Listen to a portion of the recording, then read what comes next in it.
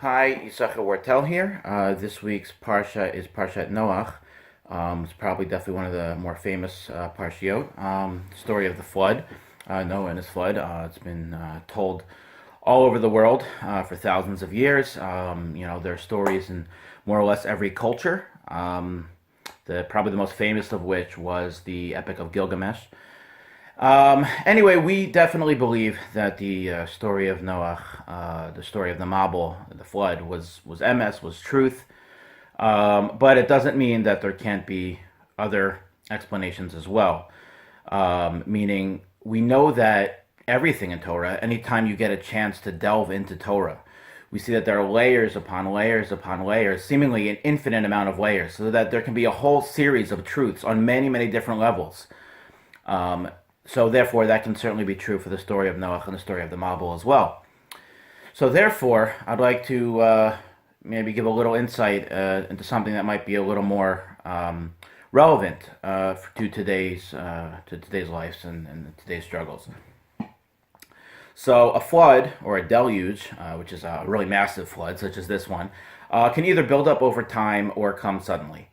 In fact, there's even an expression to be deluged with problems or deluged with something else. So we could be burdened by work, by family, a medical crisis. Sometimes the rain just keeps pouring and pouring. It won't stop. We feel overwhelmed. You feel yourself drowning, right? What do you do? What do you do? But there's other times that everything's fine and all of a sudden, bam, right? It hits you like a wall of water. The dam bursts and that's it. Everything that can go wrong at once goes wrong. So, what do you do in those situations, right? The word that the Torah uses for this particular type of flood is a mabul, which comes from the word mebalbel, which means to mix up, right? And the simple pshat, the simple meaning is that it mixed up the world, right? Geologically, biologically, chemically, the whole world was in a tumult. But also when you are in life and you are hit with this type of flood or incessant rainfall, if you will, it creates a turmoil in your life. It turns you upside down. It puts you in a very bewildered state. So you're struck by a flood of emotions and also problems. And you want to know how to deal with it. Either whether it be gradual or sudden, it's something that inadvertently affects every person living on this planet. And sometimes you just don't know how to deal with it. Many times you don't know how to deal with it. And sometimes we regret that the way we did handle it and wish we handled it better. But just looking at some insights from the Torah states that the Mabul's water rose 15 amma, 15 cubits, whatever that means right now, roughly 30 feet above the har tops, meaning the mountain tops, right, the al-harim. So the number 15 can correspond to many things, whether it be the Shir HaMa'alos, which correspond to the 15 steps of the Beit HaMikdash, or the Yud and the Hey. There are many, many symbolisms of the 15, one of which is the midway of the lunar cycle. The 15th day of a lunar month is when the moon is at its fullest. It's the full moon, right? So then the first 15 days is when the moon is growing bigger and growing brighter. It's where it's what they call waxing, right? It's a progressive state of increased light and therefore symbolic of increased blessing, increased promise, increased potential. And then after the 15th day, it starts to diminish, it starts to wane, and you start to lose light, you start to lose potential, more depression. But as we know, everything is a cycle. Everything in life is a cycle for everybody and every person, and the world itself is compared to the moon. But certainly the Jewish people are especially compared to the moon, and even more so women, but that's a topic for another discussion.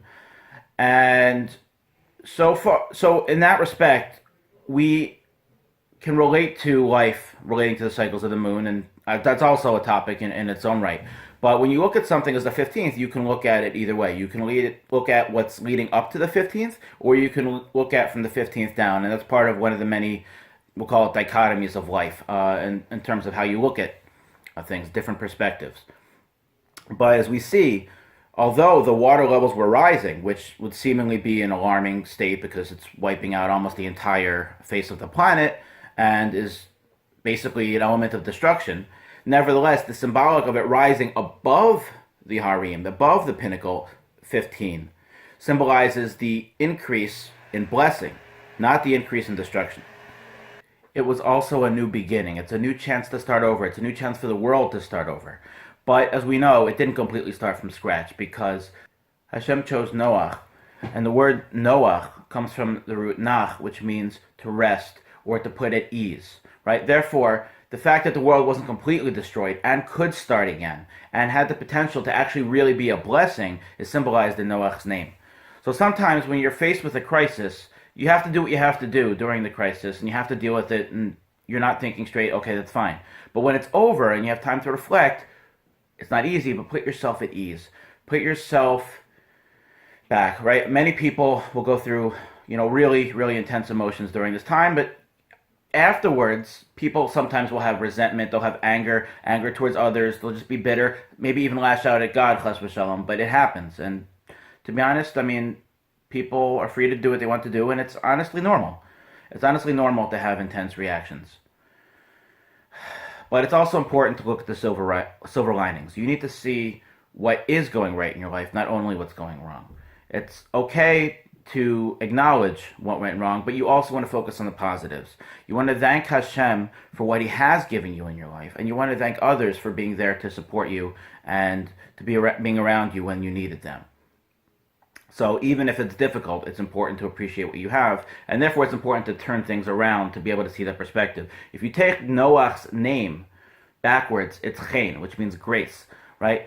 You may not see Hashem's grace readily apparent, right? But Hashem's mercy, Hashem's grace, Hashem's love, it's always there. But sometimes you have to turn it around. Sometimes you have to look at it with a little bit of a different perspective.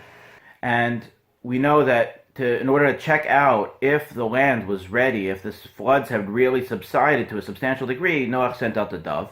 And the dove came back with a small olive leaf in its mouth. As the pasuk says, V'hinei ale zayit taraf befiha v'yeda Noach ki kalu hamayim al haaretz, right? And Noach saw that, behold, a snatched olive leaf was in its mouth, and Noach knew that the waters had eased from upon the earth. They often translate it as subsided, but it's actually eased, right? The word it uses for ease is kalu, which literally means to make light, right? The waters, the heavy, burdensome flood became lighter. It became more bearable, if you will. We all face difficulties in life, and some unfortunately have to face more than others. But when the waters come up to your neck, or weigh you down, or even come rushing to you and knock you over like a wave, do what you need to do to stay afloat, but breathe.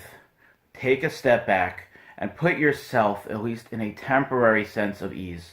And perhaps you'll be able, give you my blessing, to be able to look at things another way and find the chen that's hidden within. Good job.